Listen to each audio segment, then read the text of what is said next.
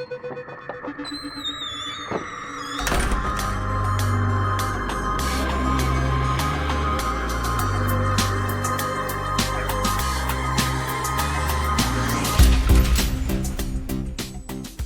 everybody, and welcome to our Scare B&B. I'm Brenda. And I'm Brandon. And this is episode 2 of the podcast. And we have an exciting topic that I don't know anything about Yes. in store for today's episode. And then just to quickly let you guys know, I am sick, so I might sound a little bit weird. Yeah. Just so you guys know, I'm congested. That's one of the reasons why I was like, I'll kind of help you out this week and take on the story that I wanted to share. So that way I don't have to sound like this the entire pod. So, yeah. But just to kind of do some housekeeping, so we are on Spotify as well as Amazon Music and Apple Podcasts. So if you guys rather listen to this instead of watching the video here on YouTube, you guys can go ahead. All the links are going to be down below. And then also it would really help us out if you guys rate it on, I don't know anything about Apple or Amazon Music. All I know is that on Spotify you can rate and then follow us on there. So that way it gets, picked up more. Yeah. And more people will end up listening to it. That would really help us out. Mm-hmm. And I will say this heater is going to be turning on a lot. But that was added in post for anyone. It's to add to the atmosphere of being a spooky Airbnb, right? Yeah. It sounds like somebody's house. And then listeners are like, really? Well, it's just annoying. But anyways, yeah. Yeah, so Brandon's going to be doing the talking for today's episode. Mm-hmm. And he has something fun for us. Fun and a little bit creepy and at parts a little depressing, but that's just because it's rooted in reality and what happened in the 80s. Okay. So a little hint there. All right, fun. Yeah. All right, without further ado, let's get right into the meat. Okay, I'm a little nervous. Get into the meat. It's not that kind of podcast. Okay, so the topic for today is called What Inspired Wes Craven's Nightmare on Elm Street. Ooh. Okay, so you know Nightmare on Elm Street. Yes. We've watched it together, right? So what do you feel about that movie? I love that movie. Mm-hmm. It's a little bit like cheeky and I want to say creepy still. A lot of nasty images. Yeah. Yeah. Like, are we talking about the same movie? Are we talking about... Sorry. Are we talking about the porn parody or... It's so nasty, stinky. I think we watched two different versions.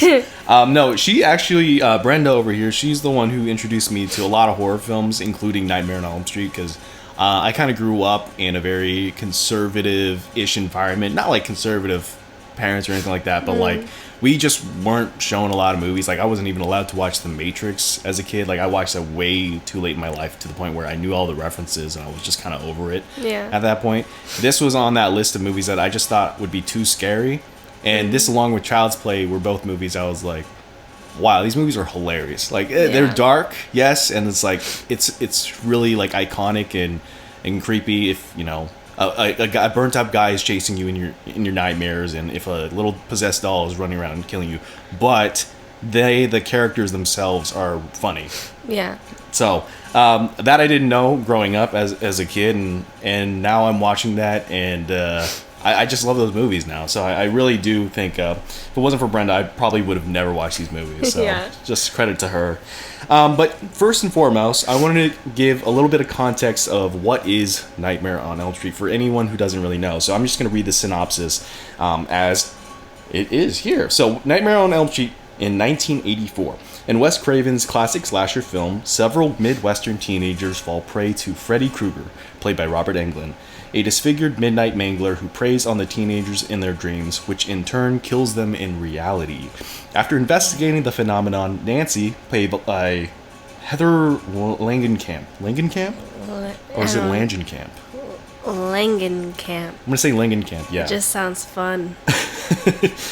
Yeah, it's just funnier that way. Yeah. Begins to suspect that a dark secret kept by her and her friend's parents may be key to unraveling the mystery. But can Nancy and her boyfriend Glenn, played by Johnny Depp. Johnny Depp, solve the puzzle before it's too late. Ooh. No. Oh, yeah. Spoilers. I'll try not to spoil the movie.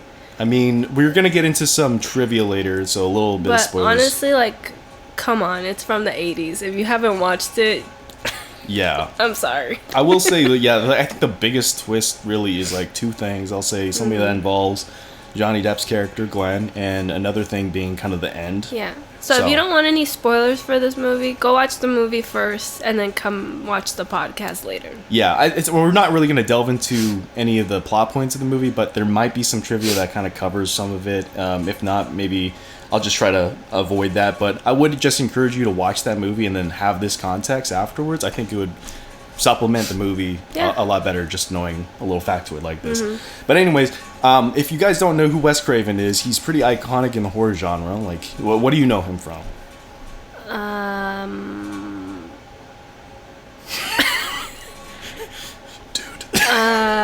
He does a lot of things. Okay. He's really good. Okay. For Brenna here, who I know for a fact she knows what he's directed because we've had many discussions about this in the past. She is also sick right now, and one of the side effects apparently is dementia. Loss. So I'm going to help her out. So, who is Wes Craven?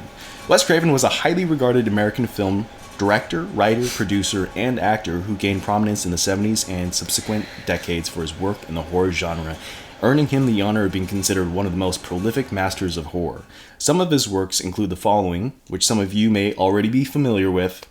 So, I'm going to read them, and you just go, oh. No, and you go, I knew oh. it. Yeah? Oh, yeah. Okay. So, The Hills Have Eyes Part 1 and 2. Yeah, the old one in the 70s.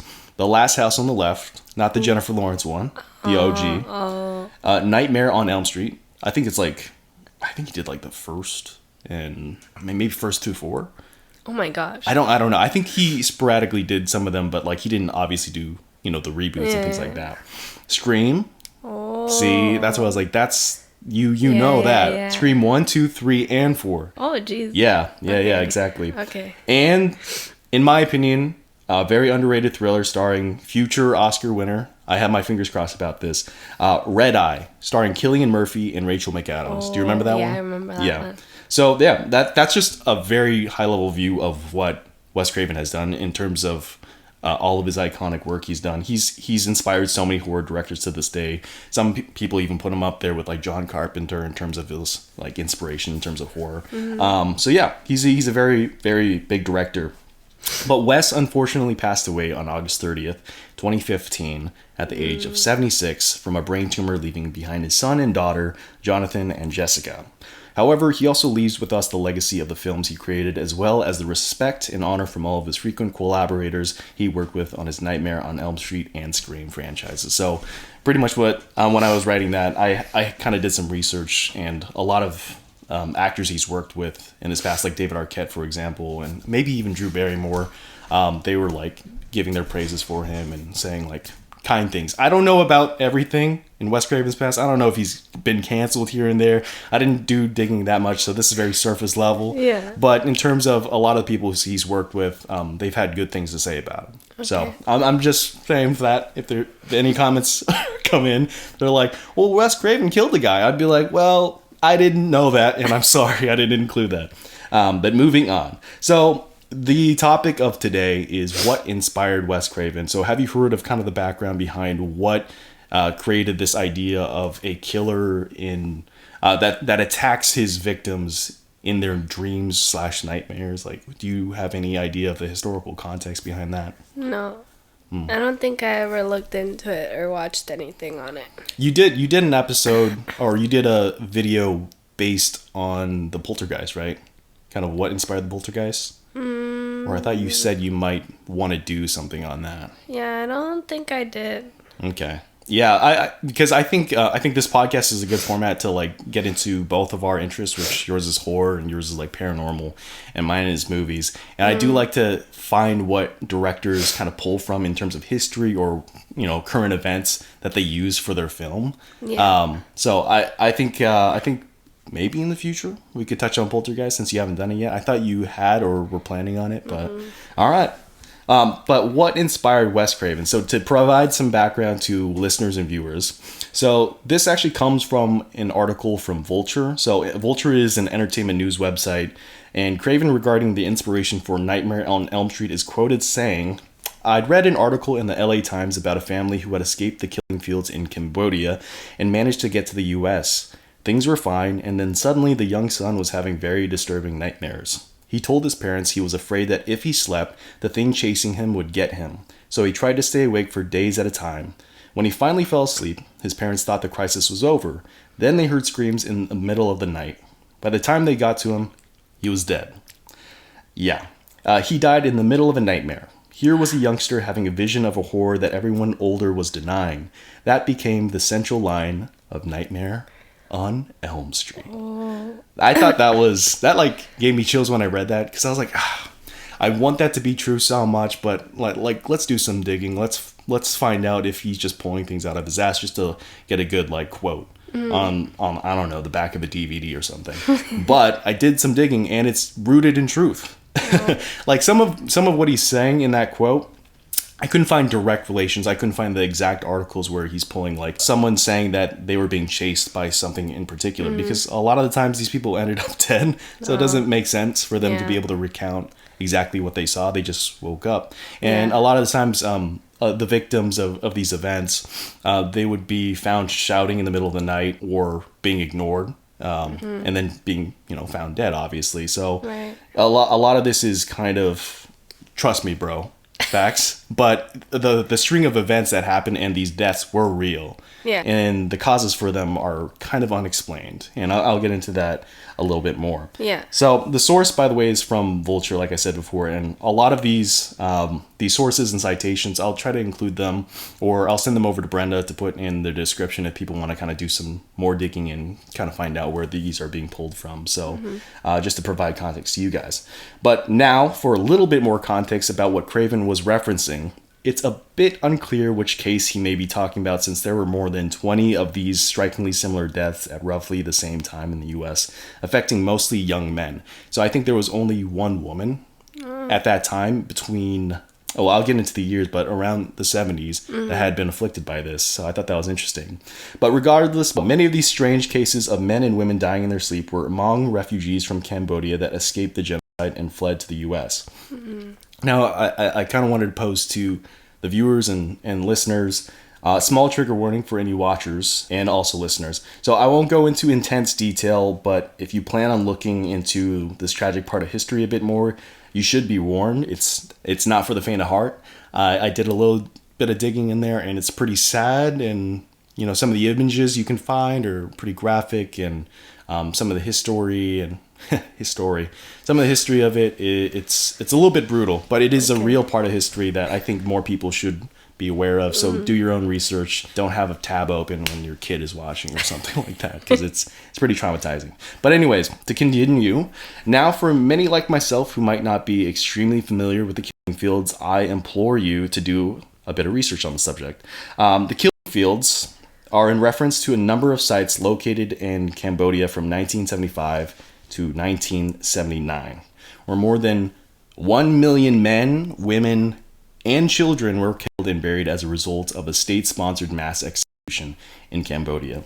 So historians and journalists today estimate even higher numbers, anywhere from 1.7 million to 2.5 million deaths. Oh God. Yeah, as a result of the Khmer Rouge regime, which was eventually ended after the invasion of Vietnam in 1979. So yeah, 1 million men, women, and children were executed at the time. Jeez. And pretty much their bodies were thrown into these pits all around Cambodia. And you can look up pictures and find, these graphic images of these sites. And a lot of people were escaping from that, like, for very good reason. And that's kind of, these huge chains of events kind of inspired this small movie made in the US for a small budget. And, it's kind of, I just thought it was interesting that something like that could lead to like a story that we have today that's considered an iconic piece of horror. You're right. Yeah, but I'll continue. So with that bit of context, like mentioned before, many Hmong people residing in Laos, Cambodia, as well as Vietnam had immigrated to the U.S. as a result of the genocide and the overall Vietnam War. The catalyst for what we know as the horror classic Nightmare on Elm Street has a much darker origin than many of us would even think to consider. The strange phenomena that Wes Craven alludes to supposedly took place from 1977 to around the mid-1980s, still baffling people to this day. The phenomena would be called Asian Death Syndrome. Kind of on the nose, in my opinion. But because of mostly young Southeast Asian men were found to have died in their sleep, that's why they called it that. So, I mean, it's not untrue. Right. But I'm like, let's hope that doesn't stick. And thankfully it doesn't stick. They do eventually change it. Okay. But most, if not all, of these cases had coincidentally arose around the same time frame, affecting these Southeast Asian refugees that I was mentioning before. So I could not find a direct source, but in IMDb's trivia page for the film, they state, the young, otherwise healthy man would have a nightmare, then refused to sleep for as long as he could. Then he finally fell asleep from exhaustion. He awoke screaming, then died, which is kind of what John Carpenter had said in his quote. Autopsy results revealed that they had not died from heart failure, but had simply died. Oh. That's it. They just It's a mystery. Yeah. It was this inability to find a cause of death that intrigued Craven so much. You could say he was Craven. Good one. There you go. Yeah. Thank you. Like mentioned above, they had no indication of cardiac arrest, foul play, or any other medical reason that would typically be cause for death while asleep. This would go on for months and eventually years, where there would be as many as 26 deaths within nearly identical circumstances in a single year. Wow. So at their peak, there was up to 26 deaths. Yeah. Which I tried to do, or I tried to pull another data point, which was how many sharks, or how many deaths by shark happen a year. Turns out more than this. Yeah. So I was like, that's not a good comparison. But just picture that it's pretty close. I think there was, on average that year, maybe around 30 deaths by shark. Okay. Let's just say you could be eaten by a shark, or you could have, died this way.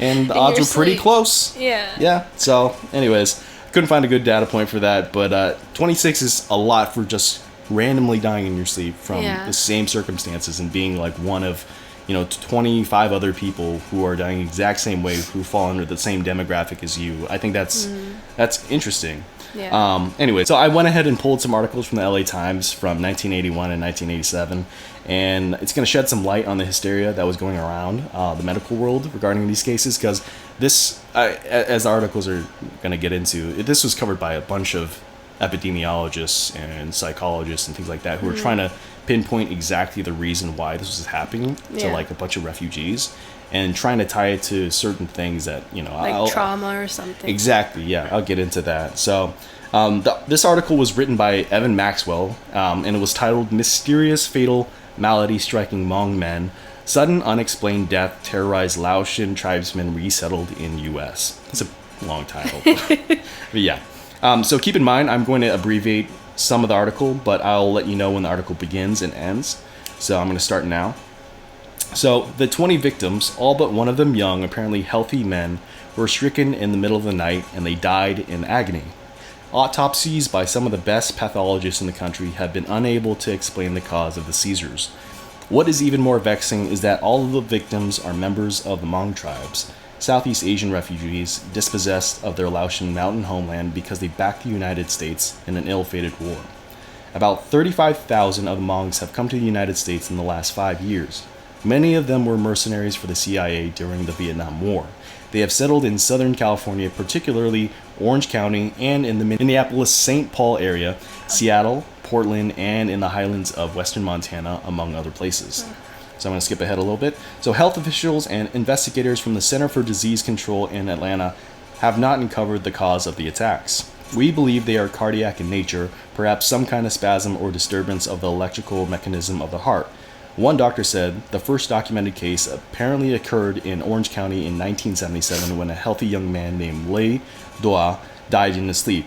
Joanne Gill, then a county social worker, recalls the death because she knew Lai Dua so well. There was an autopsy which put down the cause of death as acute cardiac insufficiency. That is a fancy way of saying they didn't know exactly what killed him. And keep in mind, this is from 1981.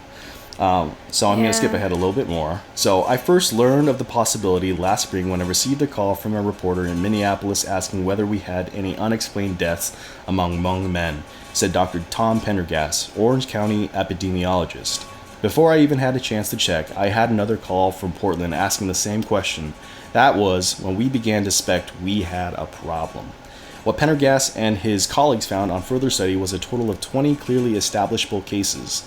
19 men and 1 woman between 25 and 65 who went to bed seemingly well and died during the night. All were either found dead in the morning or were observed during the night to be making some gurgling noises and in a collapsed state from which they could not be revived. The number is relatively limited even for a community of 7,000, the number among refugees in Orange County.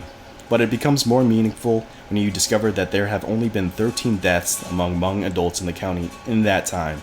He said, in other words, it may be that half of all deaths of Hmongs have been caused by this. So, obviously the other deaths, have been either natural causes or, other things that you can't predict. And then 13, like half of them were due to this. So I think that's strange enough, and that's enough reason why I think the LA Times were kind of obsessed with this story. So many times this article kind of reoccurs, or not just this article, but like this story comes back because people were very curious what's kind of sparking this reason. What's triggering things that are happening in these people's nightmares to cause them to just suddenly die in their sleep. Yeah. So, like I said, it's unclear which article it was that inspired Wes Craven. But since the first documented case was in 1977, it was likely around that time Wes had started to put ink to paper for his film. So after the film was released in 1984, an insanely iconic year for film, which I'll touch on towards the end, I wanted to just pull up famous films from 1984. I'll probably pull it up on my phone. Okay. Because I don't think it's in this draft here. I don't think it was saved.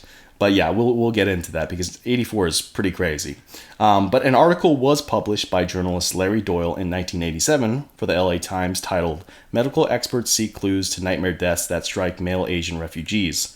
So again, I'll be pulling pieces from the article that provide context, but if you'd like to read into them more, I'll have Brenda put the citations for these at the bottom. I'll go ahead and read. So, since April 1983, at least 130 Southeast Asian refugees have left this world in essentially the same way.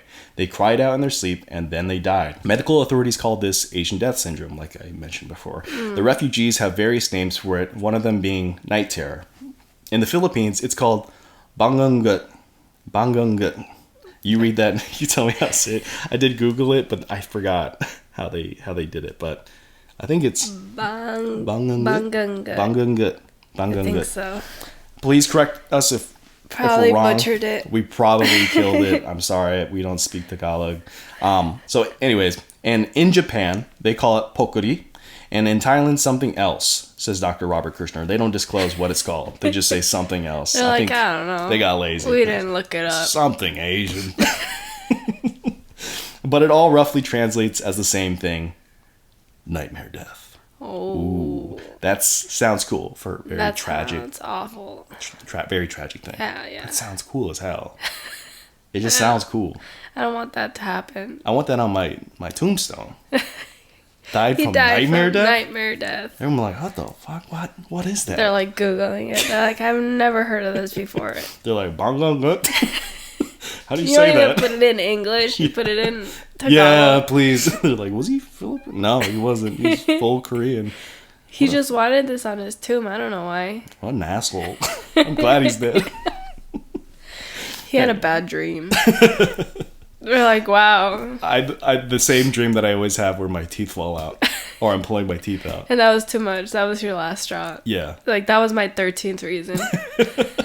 I've told you about all the dreams I've had where my teeth fall out. Yeah. Alarming amount. Yeah, I know. And like, I'll wake up in the morning, I'll check the mirror to see if I still have all my teeth. You're like... Yeah, I'll literally do that. Okay, anyway, sorry. I'm distracted from the article, but back to the article. As a deputy, Cook County Medical Examiner, Kirshner has investigated 5 nightmare deaths himself, including a Laotian father and son who died in Northside Chicago apartment in bed, asleep, and only 15 months apart. So, some could theorize that that's because the death of his son had triggered, some deep depression. Right, and, he passed away. But really, we don't know. But he also passed away in his sleep. Yes, same exact way. So, right? I guess. I mean, if they could determine, because I mean, I know that they can see like the tearing in the heart. Yeah. That is considered like death by heartbreak, because you're literal like, I don't know what they're called, but like there's like these little strings that are in your heart. Yeah.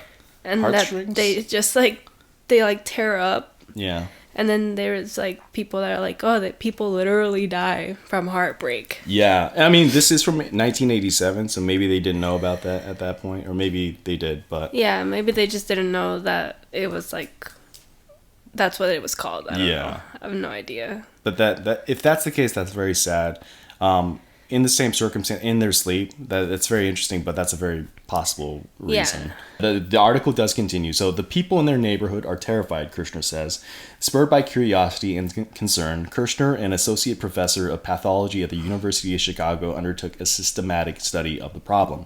His results, based on data from the Federal Centers for Disease Control and autopsies of 18 night terror victims, were recently reported in the Journal of the American Medical Association. The victims had much in common, Kirshner found. First and foremost, that nothing seemed to be wrong with them before they suddenly died. These are all healthy men with no previous symptoms. The average age was 33, he says. The situation is almost always the same. It only occurs in men, and it only occurs in their sleep.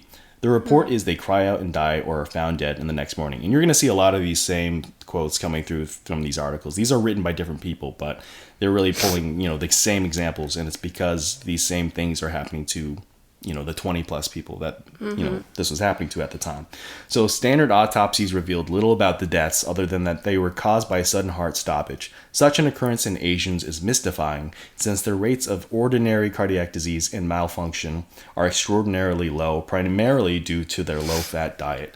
I mean, they're obviously not talking about me, but I think they're assuming that, everyone has a low-fat diet that was coming from, Cambodia, and at the time they were refugees, so food was scarce, and so I think that was kind of the assumption. I think they get into that a little bit more. So this next part is kind of about what were the cause of the deaths, and I'm going to go into some theories and some articles that kind of take a little bit more account into the research behind some of these victims. So from that same article in 1987, a medical anomaly had occurred after examination of the victims. So the article states, detailed examinations of the victims' hearts performed by Dr. Friedrich Eckner of the University of Illinois College of Medicine turned up something strange. All of the 18 hearts were slightly enlarged, and 17 showed defects in their conduction systems, the array of fibers that carries electronic impulses from the brain to the heart, and the fibers were frayed and curled, as if Kirshner says, their hearts just shorted out. I don't know why that article, that sentence felt a little disconnected, but that's how it's written. So, anyways, it is Kirshner's theory that something at night, perhaps a random electronic discharge, and yes, perhaps a nightmare, overloaded these defective hearts, causing the sudden deaths. This makes the nightmare death all the more curious, since studies of whites who die suddenly has not shown the same defect. I don't know why. Just them saying whites in the 80s? I mean, I probably, but it's just weird to hear that. I think they said that for a while. Yeah, that's interesting. Because it's like a medical thing. I thought they would say like Caucasian. They're just like whites. They're like whites. Yeah, that's cool. Yeah. Thus, Kirshner speculates genetics probably plays a large role in the defect, which may be present from birth. Nightmare deaths are only found in certain Asian populations: Laos, Cambodia, Vietnam, as well as the Philippines and Japan. It has not been reported in China. So, go China. They're like, not us. Not us, dude. We got bigger fish to fry. One prevailing theory from the same article suggests either stress, like you said, PTSD, or a mix of both. Yeah. So the article continues, stress is probably also a factor. Most of the deaths occurred within the first 2 years after the refugees arrived, and perhaps the strain of leaving home and coming to a strange land was too much for them, Kirshner says. The incidence appears to be dropping off now, he says, so it does appear that maybe they're becoming more comfortable. Yeah, could be. There is little that can be done to prevent nightmare death given present knowledge, Kirshner says. They do say Kirshner says a lot, and I was like, all right, I'll just keep saying it. The best you can try to do is try to teach CPR, cardiopulmonary resuscitation, to relatives of those who are at high risk, he says. But that's about it. People have to sleep. Yeah. And that's how the article ends. Oh my gosh. Because, I mean, how are they going to know that it's going to happen this time in the middle of their sleep? You just gotta be sleeping in the same bed as them, and then if you hear gurgling, you go, oh, I'm up. Time to do CPR time. Yeah. Let's bring grandma back. That's wild. That's crazy. Yeah, and that's why they're like, well, that's about it. Like, what else can you do? Like, you can try to resuscitate them before their heart fails, but otherwise, it's not like you're gonna be watching them sleep forever. The whole night. You know, and every night. We didn't know, and they didn't know, like, how these things were kind of triggered. We didn't, you know, there could be nights where they were sleeping fine, but a lot of these people did have recurring nightmares, apparently. Okay. But they don't go into detail and have stories about what these recounted nightmares were. And then that's what I was really interested in. Maybe there will be a part 2 to this someday or a follow-up where we get into that, but I couldn't find anything personally. But if you guys find something, please let Brenda know. Flood her email as much as you can. Just send spam. No. Any ads you can. Viruses, just send it her way. No. What's your email again? I don't have an email. At gmail.com. Okay. Anyways, another theory at the time also included genetics or poor diet being potential influences, based on an article written April 24th, 1988 for the LA Times titled, Death of Asians in Sleep, Still a Mystery. The article states, many theories... You don't like that? No. I thought it was pretty cool. Deaths of Asians in sleep, still a mystery. That's how I imagine they talked that day. Yeah. I actually wasn't that far from when we were born. So, yeah, I'm not too far removed. So anyways, this article states, many theories have been proposed as to the causes of deaths, including genetic and anatomical and psychological factors. So Dr. Ronald Munger, an epidemiologist at the University of Minnesota, said his hypothesis is that the deaths are the legacy of poor diet in refugee camps or Asian homelands. Dr. Jid Parrish, a CDC medical epidemiologist, favors a theory combining anatomical or genetic susceptibility exacerbated by the new immigrant stress. You say epidemiologist. Epidemiologist. Okay, that was way too easy. For you to say. I've been struggling with that. Every time I know that word's going to come up. It's a fun word. Is epidemiologist. Epidemiologist. Dude, all these medical reports and things like that, I was like, this is going to be a bitch. And it is. Like, anatomical or genetic susceptibility exacerbated by the new immigrant stress. You try to read that. Say that 3 times fast. No. It's hard. It's hard. I'm like, I can feel my face right now, and it's super warm. Oh, no. Yeah. Just kidding. Got it. Freddy Krueger. Hey, rest in peace to those people, though. Yeah, real. Don't make fun of it. That's sad. Can't believe you laughed at that. I didn't laugh.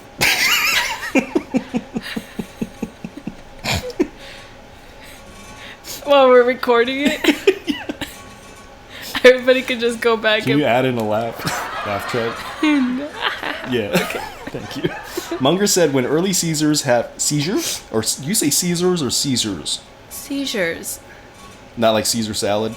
Wait, like seizures? Like... Yeah, like, you know? Yeah, seizures. Okay, seizures. Munger said when early seizures have been observed and reported by relatives, emergency personnel who have never seen such a problem in young, otherwise healthy men often do not take it for the life-threatening situation that it is. So a lot of times, you know, there are reports and people telling their family that they're having these recurring nightmares or they're having trouble sleeping, and you know, a lot of the times, especially older generations of Asian people, I can expect them to just be like, walk it off. Yeah, walk it. What do you want me to read a book? Do math, like be doctor, go, like be doctor. I assume that's like, you know, that's what my family would say. They're like, I don't know, put out some vapor up. And look at me now, Mom. Still can't sleep. But anyways, so little is known today about the exact reason for this phenomenon occurring and the exact reason for deaths affecting such a specific group of people during a short span of time. But the cause of death is much more commonly referred to as SADS, or sudden arrhythmic death syndrome. So sudden death syndrome is, you know, previously regarded as Asian death syndrome. It's when someone dies suddenly and unexpectedly from a cardiac arrest. So the cause of the cardiac arrest just can't be found. It's just like, that's it. And it's still like, that's what we identify it as today. Like, it just doesn't provide any context or any reason. It's just saying... The doctor's like, I don't know. It's a fancier way of just reskinning something that still doesn't have an answer. It's like, well, we just can't call it Asian death syndrome anymore. Like, that's apparently not cool because it affects more than Asians. But at that time, it was a higher rate of Southeast Asian. So at the time, it makes sense. But now, they just gave it a different name that doesn't help us at all. But the other symptom or syndrome was called Brugada syndrome, which is a genetic disorder. Brugada. Huh? Brugada. Brugada. Brugada. I know, that sounds like something an Italian guy would be like, "Hey, you got the Brugada?" Oh my god, you're so loud. Is that loud? Yeah. Hey, you got the Brugada. Is that better? Yeah. Hey, you got the Brugada? Okay, so is a genetic disorder that can cause a dangerous, irregular heartbeat, especially during sleep or at rest. So that could potentially be it, but it's hard to say. And I don't know at what point in time they had finally found out what Brugada syndrome is. So I don't know if they align in any way. Yeah. But it almost sounds like we still don't have a clear answer as to what the direct cause is. And that's kind of the mystery behind this. I guess you could say it's unsolved. Ooh. But it is in itself, SADS is a medical anomaly. It's just something that happens. Yeah. And there are certain things about us still to this day, things that we can diagnose, but we have no idea, what the origins are, and we're still trying to find out what they are and find cures for them or find ways to prevent them. So it's just one of life's mysteries that we still haven't unraveled, or it's probably one of those cases or medical cases that happen to people where they're like, well, it's just, people die in their sleep all the time. And it's not something that, is like a disease that grows and that we have to fight.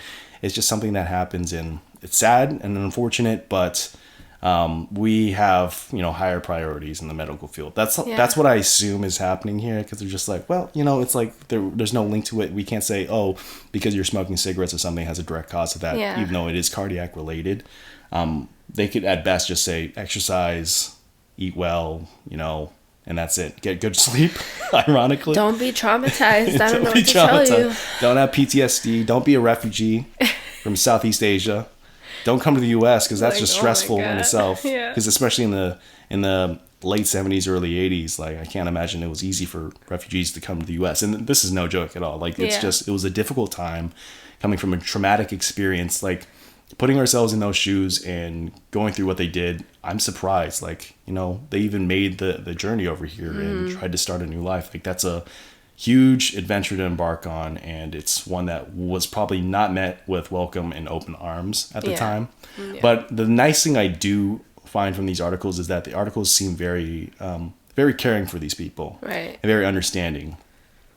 Asian death syndrome, I don't know who came up with that. It's not the worst thing, but it's also that was probably just a very of its time kind of thing, kind of like the Spanish flu, people were just it was Spanish flu. Put those together. That's it makes sense. Makes sense. That's all you need. Not racist at all. Yeah. So that's just what it was. But it is. They are very sympathetic in the way they write these things, and the way that they highlight that they were refugees, and how they pinpoint on traumatic stress disorder. They're not playing it lightly. They're not saying Asians eat weird things. Yeah. So who knows? It's pretty open minded. I did like that a lot. Yeah. But anyways. Any thoughts? Well, I think just the whole thing is a big mystery that I feel like they should have dove more into. But I felt like one of those things where I don't know, I can't figure it out. And they weren't going to go out of their way to make multiple tests during the autopsy. They were probably just going to run their normal amount. Yeah. And then they were going to be like, okay, that's it. I don't know. We didn't find anything. Autopsies looks good. And that's as much as they wanted to do. Yeah. Because I feel like if they wanted to do more, they could have. Even something neurological, which is even harder because even to this day, there's a lot of parts of the brain that we don't know, how it functions or, what's going on the other side. Because I know which side of our brain has more functionality. Is it the left or the right? I always thought it was the front or the back. I don't know. One of the sides, it's we don't know what's going on the other side as much. Yeah. We're I don't know. We're on this side. Both sides of my head have no idea what's going on the other. But yeah, it's just sad overall because these families, I'm guessing, they just are okay, well, that's my family member, and we don't know why they just randomly passed away. Yeah. But I mean, like, what are they gonna do? Exactly. And it's like they don't have it's sadder because they don't have anything to blame directly. Mm-mm. Like it's just, well, they could blame the war. They could blame the Vietnam War. They could blame the Khmer Rouge. They could blame like a bunch of other things that impacted it directly, but there's no like person that they can directly look in the eye and be like, you're the reason that my son passed away. Yeah. Because it was something that, you know, could have been triggered by stress, and that's just unfortunate. Mm-hmm. And, you know, some people could say that Wes Craven was taking advantage of these people's tragedies to create a story. I do think it's just inspiration.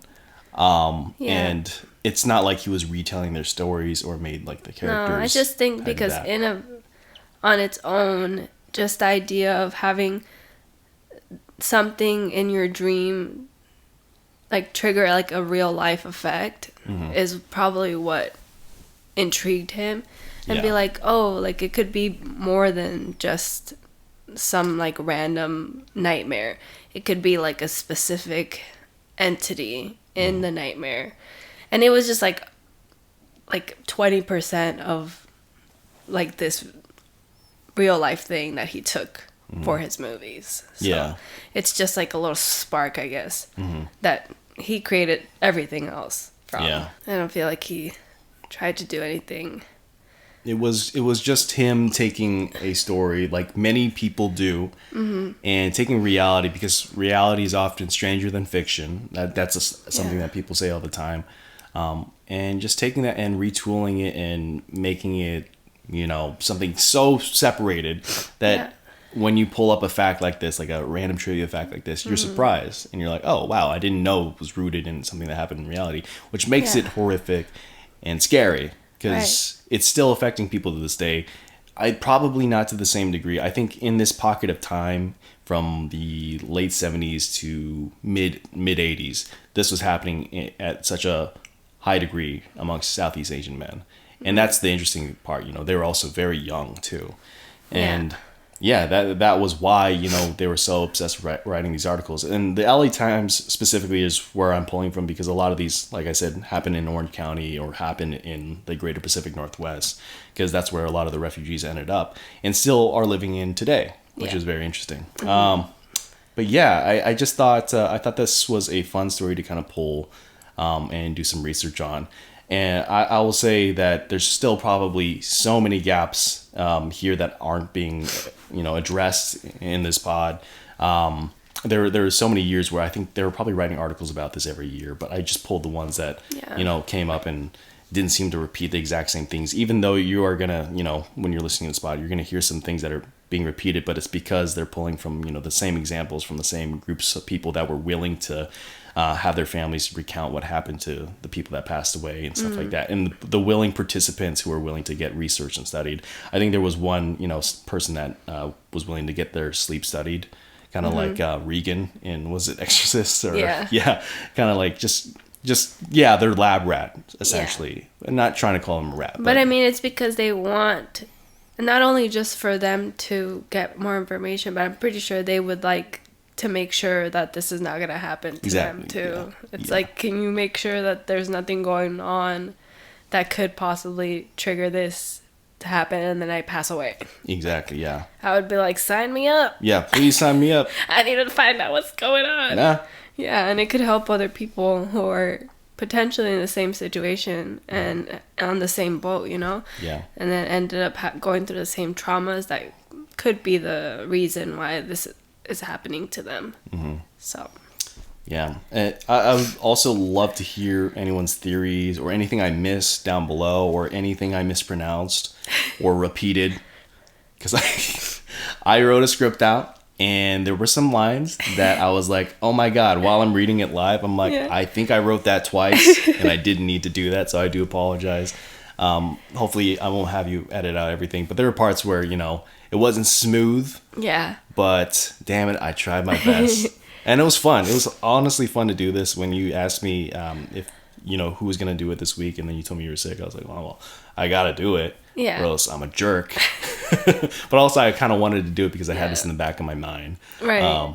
But yeah, did any of you know, like anyone who's listening, if you know more about it, if you have any like personal stories or accounts, or even if you've had any nightmares where you almost died, please send that in. Let us know in the comments. Let us know. That'd be great. Yeah, have you had SADS?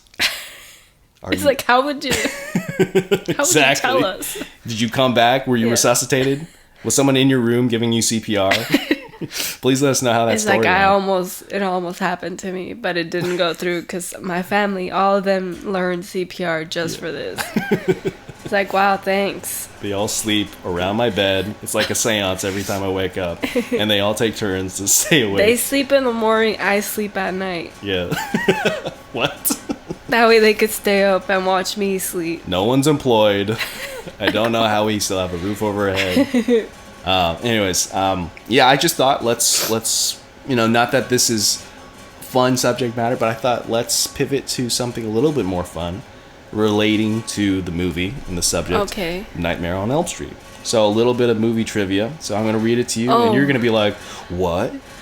And you're going to act surprised because I feel like you probably know a lot of this trivia already, but if you honestly don't, maybe I don't. Maybe you don't. That's the thing. So there was a huge list, and this is from IMDb. So I want to give credit to where credit's due. But huge list of things. I took the ones that I thought were interesting. Okay. But if you're like, I've already heard that before, please don't say anything in the comments. Okay. Just pat yourself on the back and let it go. So the inspiration for the character of Freddy came from several sources in Wes Craven's childhood. Fred Krueger was a schoolmate of his, real name, with whom he had shared a paper route and who had bullied him for several years. So no wonder he's like, I'm going to fucking write about this asshole. I'm going to make him a pedophile. And I'm going to burn him too. And he's going to wear a stupid sweater that colorblind people can't see. I'll get into that later. God. Yeah. Anyways, I thought that was very funny. Imagine that guy watches this movie. He's like, wait a second. He's like, yeah, this guy sucks. I don't want everybody to hate him. Yeah.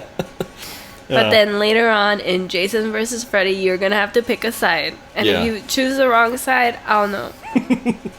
I forget who wins. Is it?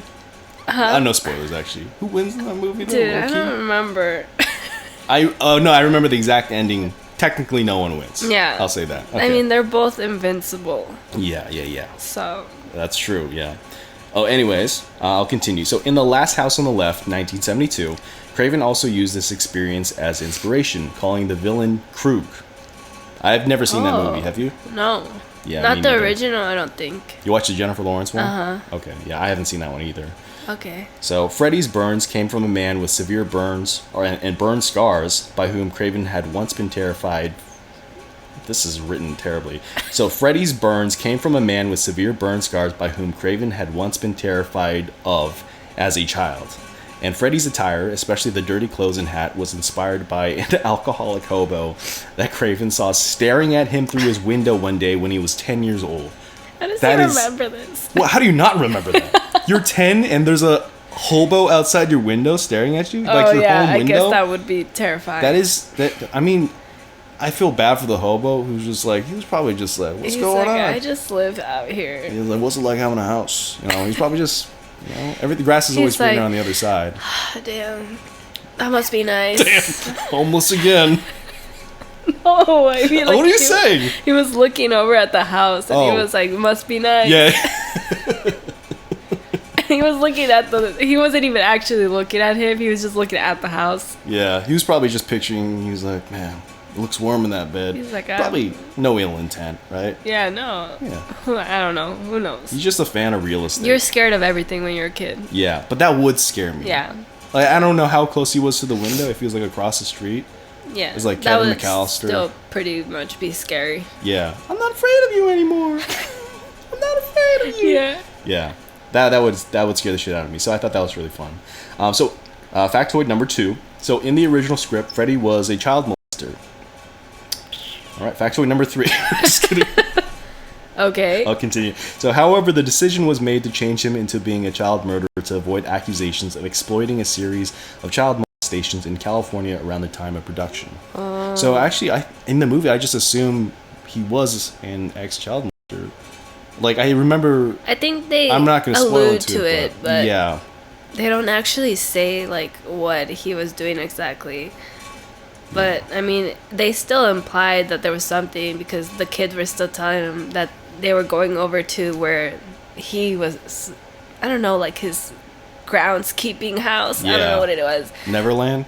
They were taking him over there. Yeah. So what was he doing? Just talking to them in there? Yeah. So they were still alluding to it, but they just decided not to actually say it. Okay. Yeah, like in my brain, I was like, okay, that's just what he is, because that's what I was told about the character. Yeah. But that was it. Like, I was just like, okay. And so I think maybe I just glossed over it when I watched the movie with you. Yeah. And I think we've watched it 2 or 3 times by now, because now we watch it for Halloween. Right. Yeah. Spooky season. It's Yeah. one of the ones on the list. And we will watch it again this year. It's just it's a fun one. It's just a really fun movie with some really cool practical effects that I wish we could still utilize to this day. I know we're still doing that, but it's to a lesser degree. It's a little silly, wonky, like fun kind of effects that you're just like, how the hell did they do this? Yeah.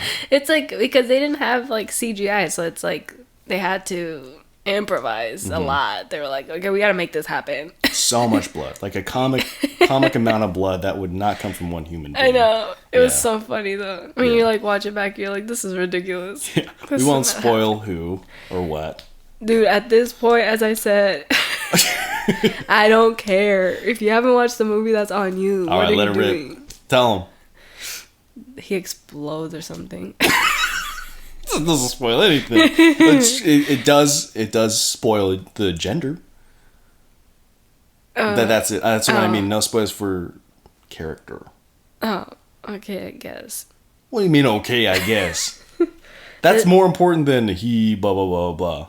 Because there's a lot of he's in the movie. Okay. Yeah. Yeah. I was just saying that I didn't care if I was spoiling it. That's what I was saying. Let it rip, and then you said, "Well, he explodes." I was like, Oh, "Well, that's yeah, as Johnny- far as you were gonna get in terms of spoilers." I thought you were no. gonna get into like character. Yeah, Johnny Depp's character. He gets sucked into the bed and then like a bunch of blood goes up in this air, like a lot. It covers the entire room. Now that you said it, though, I'm kind of like, maybe we shouldn't have said it.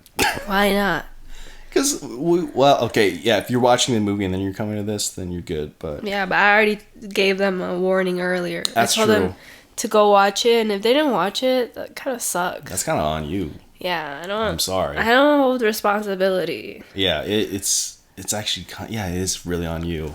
That's our bad, but, like, not No, our bad. really. Your bad. Sorry. Yeah, sorry. Moving on. So, actually, continuing from that same factoid. So, he was rewritten as a child molester in the 2010 remake starring Jackie Earle Haley. So, that was the one where they're like, no, he diddles. Oh, yeah, okay. Yeah. So they were like, no, let's bring him back. No, there's nothing controversial now. Yeah. And then people were like, this movie sucks, and also you made him a child molester. Didn't need that. So, yeah. I think they like the ambiguity also. Like, I think the cult following behind, or not even the cult following, but just the love for the original movie is the fact that it is a little ambiguous if he did or if he didn't. But I think that's where the terror comes from, why he's so evil. And, you know, he doesn't have to be someone who's inherently evil like when he was alive. He's just someone who just is a crazy person in the afterlife. So I think that makes his character a little bit more two-dimensional, three-dimensional? Yeah. Not two-dimensional. He's That's a flat. cartoon. Yeah. He does actually become a cartoon at one point, right?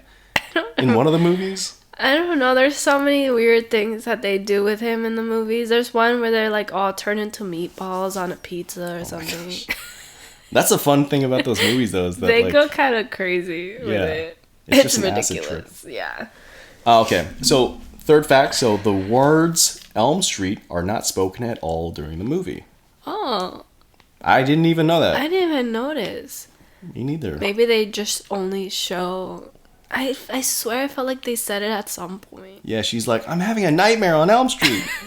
She just straight up says the title of the movie. Yeah. I felt like maybe they like said it like on a news or something. They're like, after the tragic events on Elm Street. I don't know. Yeah, I might have imagined that. Yeah, it could be. I didn't think of that. But you know, please correct us if we're wrong. Maybe they do say that, but that's what it says on IMDb. Okay. So don't quote us on We'll it. trust that. But another fact about Elm Street. So Elm Street was named after Elm Street in Wheaton, Illinois, where Wes Craven went to college. So he's really just pulling everything out from his life. Yeah. Yeah. I mean, as most of them do, I guess. Yep, exactly. This was the film debut of Johnny Depp. This is factoid number 4. Oh.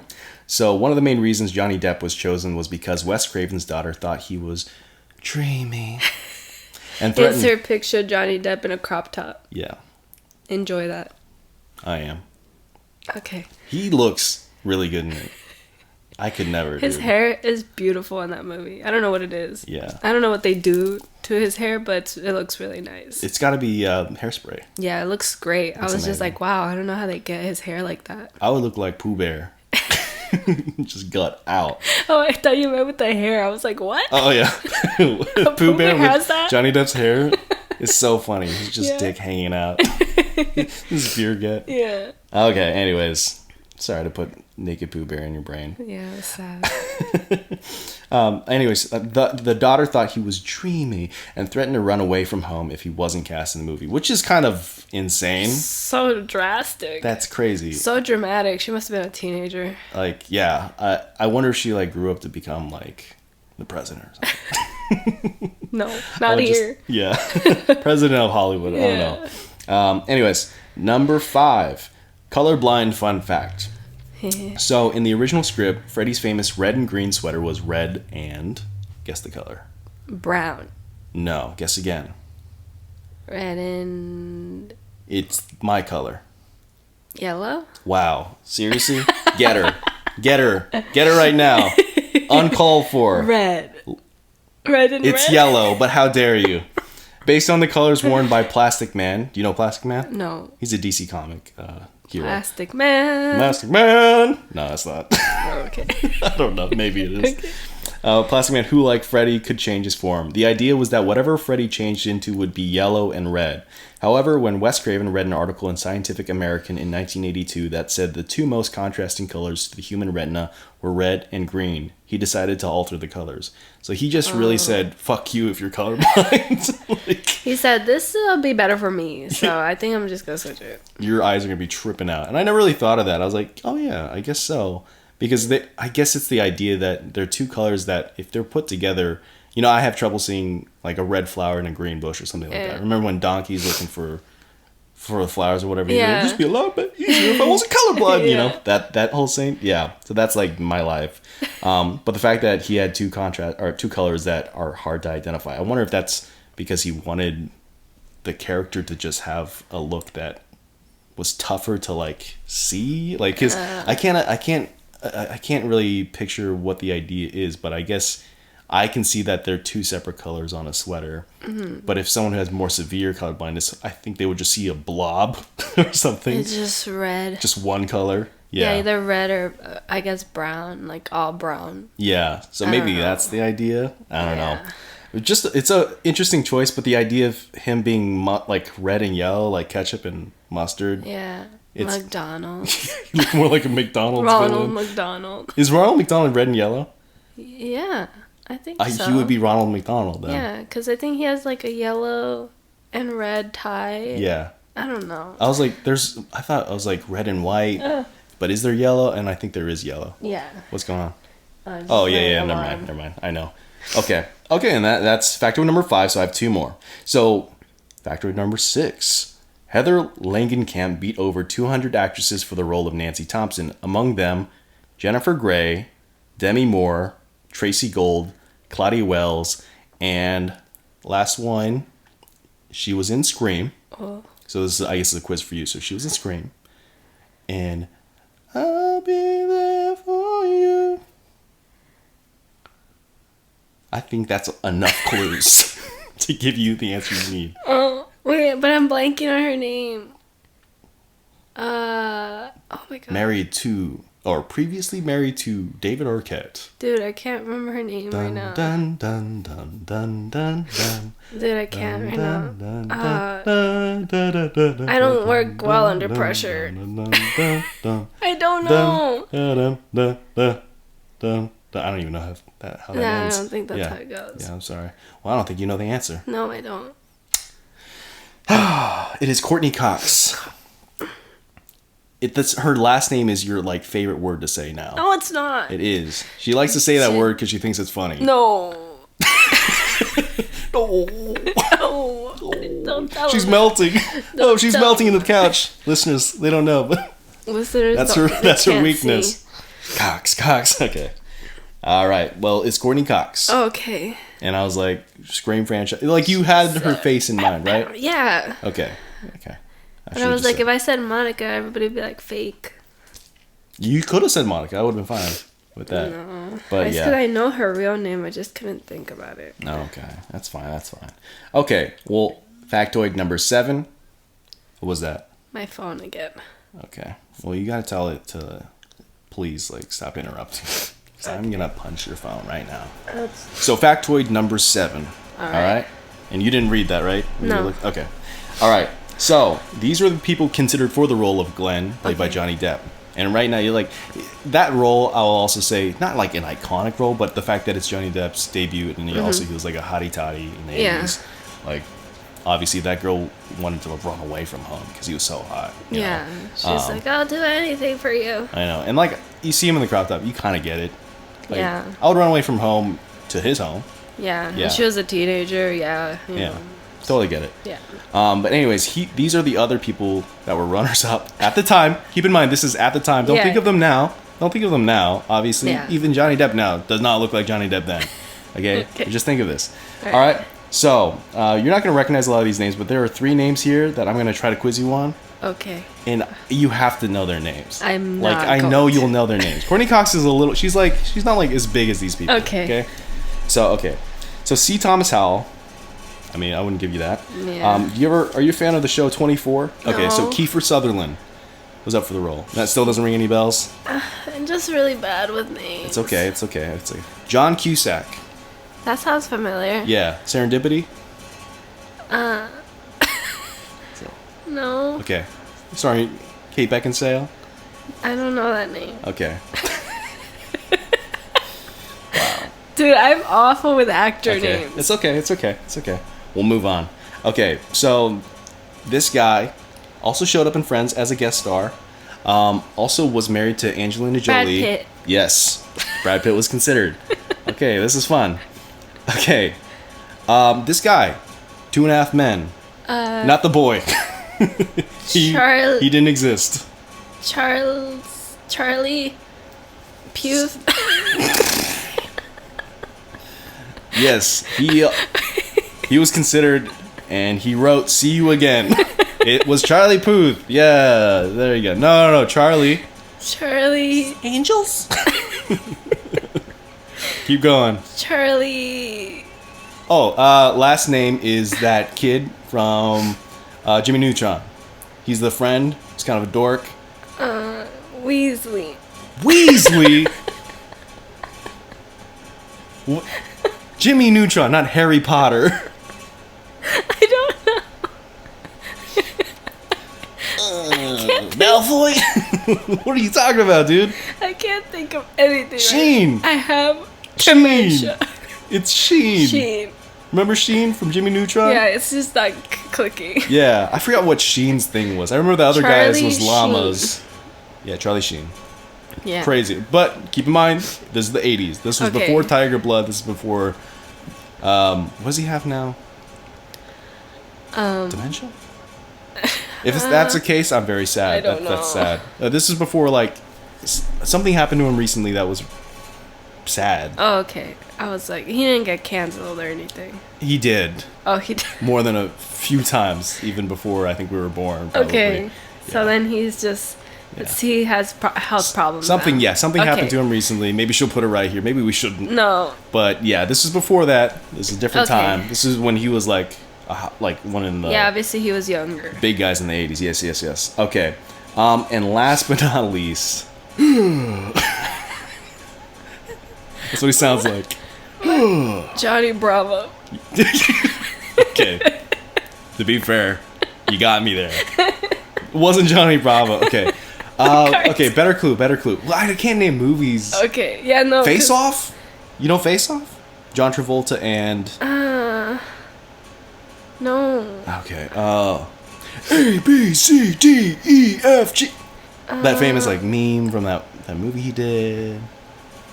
Okay, no, not that one. Okay, that's not good. We gotta give you something more recent.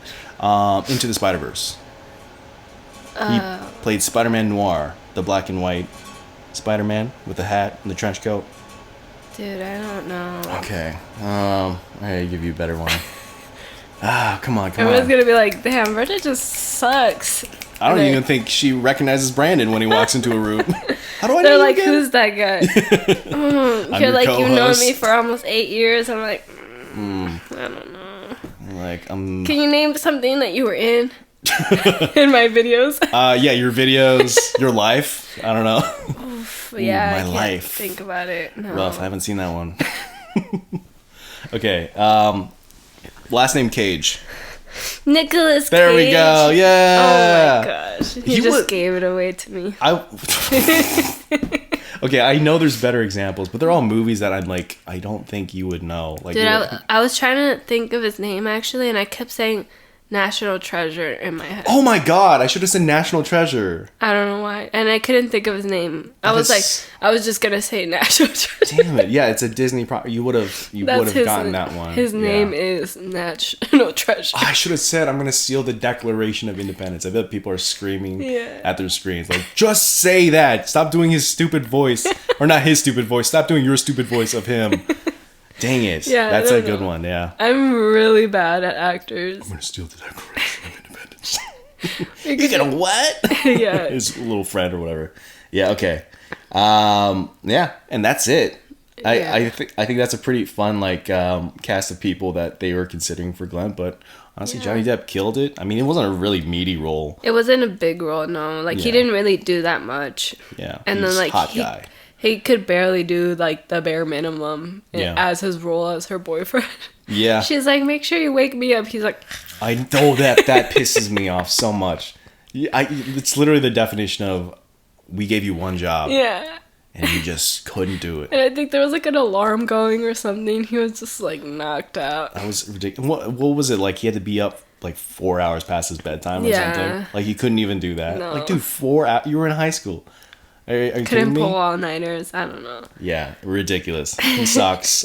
His character sucks. Yeah. Say what you will about Johnny Depp, but I think he's a good actor. Yeah. But yeah, it's not a meaty role. Any of these people would have filled in pretty well, but it's interesting that we could see a alternate reality where Nicolas Cage could have been in the film. Brad Pitt seems like the closest fit to being that. I think they just wanted some pretty boy in it that could cater to teenage girls watching this movie or something. Exactly.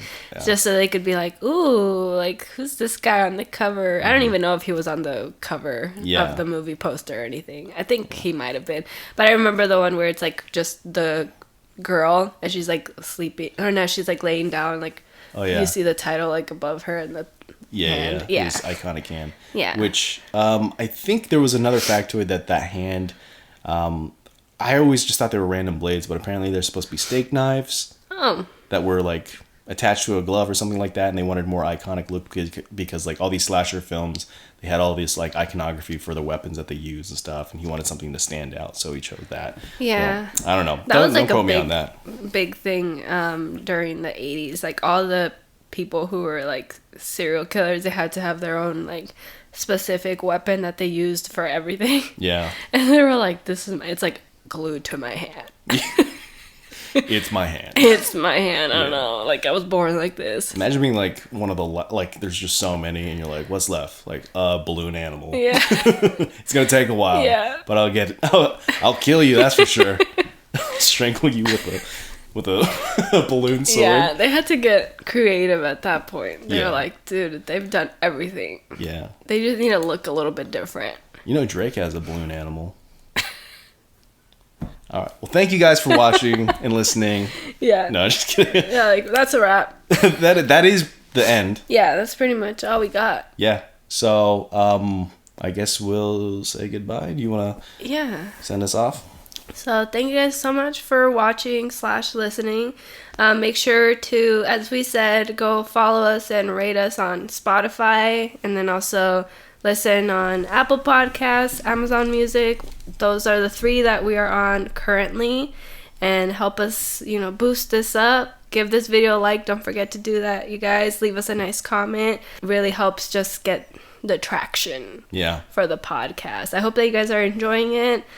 Just let us know if there's anything else you want us to cover, any other topics.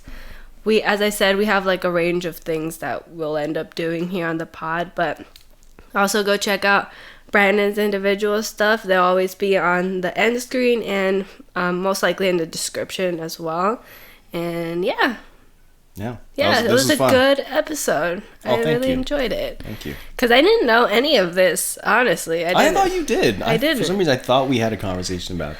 I don't think not we even ever like have. getting this deep, but just like, oh, it was inspired by something in real life. But I think maybe you're talking about the poltergeist, or like the behind the scenes things that happen to the people in the poltergeist, which I'd love to get into in the future. Yeah, there was like a lot of different movies that have like some tie to potentially real stuff, and we could get into other movies in the future as well. But yeah, I hope that you guys enjoyed. We had a lot of fun, even though I sound like this and I could barely breathe. Yeah, I did most of the talking, so apologies, Yeah. but a lot of it's because she was sick. Yeah, it's just like, over exert myself just from talking, and then like I'm trying to breathe in through my mouth and talk at the same time, and like I run out of breath, and then I'm like, the SpongeBob meme. We'll put right here. But yeah, guys, thank you so much for watching. And anything else you need to say? You're already plugging my channel and all that other stuff. So I'll say, please, if you can, make her job easier. I guess make my job easier too. And send recommendations for what you want us to talk about. Because there's just so many things we could talk about. But if we know it's directly something that you guys want us to talk about on this thing, that would make it so much easier. And also, if you're in the comments down below and you've recommended something and other commenters are in the comments down below seeing those comments, and you're like, that sounds like a good idea, like that comment, and also like the video because it helps her channel. Yeah. And also, like you said, do all the rate review and all that stuff. So, share it. You know. All of it. Yeah, guys.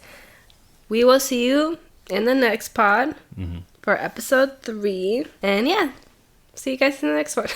I was like, that was so awkward. Yeah. And bye. Bye. All right, bye, guys. Bye, guys.